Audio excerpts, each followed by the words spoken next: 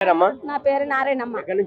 గచ్చిబాలు గెలిచి ఇప్పుడు వరకు ఆ ఇల్లు ఇస్తానని చెప్పి ఓట్లు అయిపోయి ఇస్తానని చెప్పాడు. ఇప్పుడు ఏమీ లేదు. ఈయనైనా సరే మాకు ఒక నేడిస్తే చాలు, ఏమి మేము కోరుకోలేదు. ఒక నేడిస్తే మా చాలు. మళ్ళీ ఈయనే మళ్ళీ నెక్స్ట్ మళ్ళీ వస్తాడు, మంచి చేసడం పక్క వస్తాడు. మళ్ళీ కోరుకుంటాను. ఇల్లు మాకు ఇల్లు లేదండి, చాలా ఇయర్ నుంచి ఇల్లు లేదు, ఏం లేదు. హైదరాబాద్ లో ఒక ఇల్లు ఉంటే చాలండి, ఏదో పని చేసుకుని బతుకుతాము. కానీ ఇల్లు కావాలి ఉండడానికి. రెంట్ చాలా టూ మచ్ ఉందండి. అది మా వల్ల అయితలేదు రెంట్ కట్టడం. అందుకే చాలా ఆశలతో మేము ఎప్పుడో లేచి పొద్దునే వచ్చాము, ఆశతో వచ్చాము. రేవంత్ రెడ్డి మాకు ఇస్తారని ఒక నమ్మకంతో వచ్చామండి. మాకు మంచి చేస్తే ఆయన ఎప్పుడు మంచి ఉండాలని కోరుకుంటున్నాం మేము. మీదేందమ్మా సమస్య? గ్రూప్ 1 గ్రూప్ 2 చేసిండు సార్. గ్రూప్ 1 గ్రూప్ 2 చేసిండు. కేసీఆర్ జాబులు వదలలేదని, నోటిఫికేషన్లు వదలలేదని, నా ఏజ్ బారైంది, ఆయన నోటిఫికేషన్ వదులుతలేదు, నా ఏజ్ బారైందని పుర్లమందా చనిపోయిండు. ఈయన రెండోసారి వచ్చినాక ఒక 2 సంవత్సరాలు నడిచిందంటే 2 సంవత్సరాలు అన్నారా 2020లో. అయితే నాకు జాబ్ రాదు, నా ఏజ్ బారైంది అని పుర్లమంది నేను చూసి పుర్లమందా చచ్చిపోయిండు. మాది సూర్యాపేట జిల్లా మా శివల మండలం కూడా గ్రామం. అది తీసుకొచ్చి మా బుజ్జి ఉంది, ఆమె బాగా చదివింది. అయితే ఆమె జాబాన పెట్టని వచ్చినాం. వస్తే సార్ లేడుగా రాలేగా, దరఖాస్తులు తీసుకురు.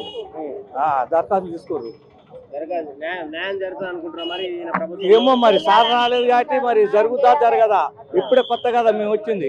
మరి జరిగితే చెప్పుకుంటాం. ఆయనతో జరగలేదు. ఆయన నా కొడుకు బతుకున్నాక మొత్తం జాబులు పెడుతుండు.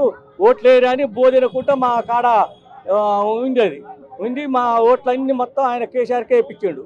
వేపిస్తే వేసినాం. మరి పిల్లగాడ మరి అంటుండే మరి ఏం చేయమని ఓట్లు వేసినాం. ఇంతవరకు మాకేం జరగలే. ఈ భూమి పోయింది. మందులు ఇవ్వద్దా సారు? మందులు కూడా మందులు ఇవ్వలే. మమ్మల్ని చాలా ఇబ్బందులు పెట్టిరు. మా పానాలు తీసే కారు చేసిర్రు. వచ్చి కారు గుర్తోళ్ళు మాకు ఆ భూమి గురించి ఆగం అయిపోయినారు. ఖాళీలతో పట్టించుకోలేరు. ఆటేడు కాంగ్రెస్ లో పట్టించుకురు, అల్లా మమ్మల్ని ఆదుకుర్రు. భూమి గుంజుకుర్రు వాళ్ళు. 5 గుంటలు అంటే 10 గుంటలు ఉండి పెట్రోల్ బంక్ పెడతామని, టీఆర్ఎస్ నాయకులు పెట్రోల్ బంక్ పెడతామని నా దగ్గరికి అమ్ముతామని వచ్చారు. నేను అమ్మను, నా పిల్లగాడు చచ్చిపోయినాడు, నేను అమ్మనని నేను అన్నా. నువ్వు అమ్మవాని వేరే వాళ్ళ పేరు మీద రిజిస్టర్ చేయించాడు. నాకు రిజిస్ట్రేషన్ ఉన్నాక కూడా రిజిస్ట్రేషన్ చేయించారు. చేయించి ఇక భూమి మీదకి రాకుండా కొట్టారు. భూమి మీదకి రాకుండా కొడితే ఇక నేను సపరేట్ పోయి పుర్రమంది డబ్బా పట్టుకొని కలెక్టర్ ఆఫీసు పోయినా. కలెక్టర్ ఆఫీసు పోతే ఆ కలెక్టర్ జాయింట్ కలెక్టర్ ఆయన కూడా మమ్మల్ని ఎట్ట పట్టాడు. మళ్ళీ భూమి పోయిందని అది ఆత్మకూరు మండలం గ్రామము. ఇప్పుడు కూడా మనకి ఆయనే వచ్చిండు, జయరెడ్డి. ఏపూర్ గ్రామము.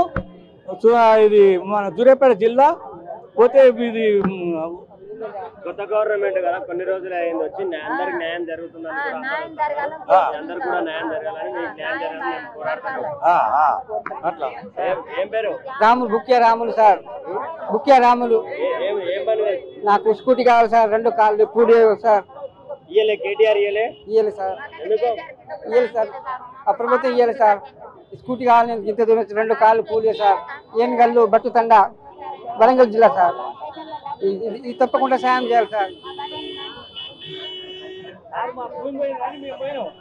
ఆత్మకూరు స్టేషన్ పోయినాం.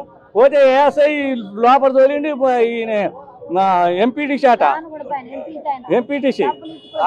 డబ్బులు ఇచ్చిండు. 5,000 రూపాయలు ఇచ్చినాక నా మీద బెల్ట్ తీసుకొని అమ్మ కొట్టుడు పెట్టిండుగా. ఎవరు?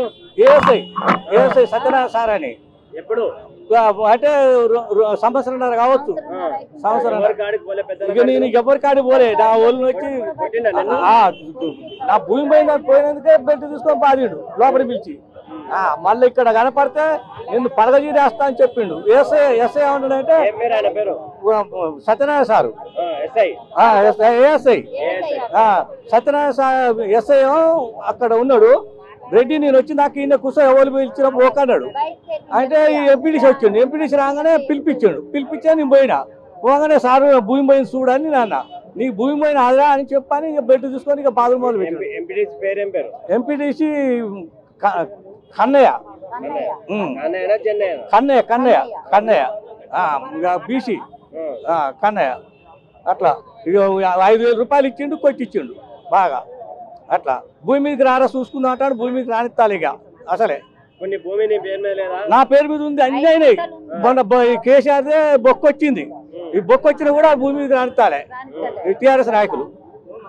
కాసేపు నాకు న్యాయం కావాలి, భూమి మీదకి నేను పోయేటట్టు కావాలి.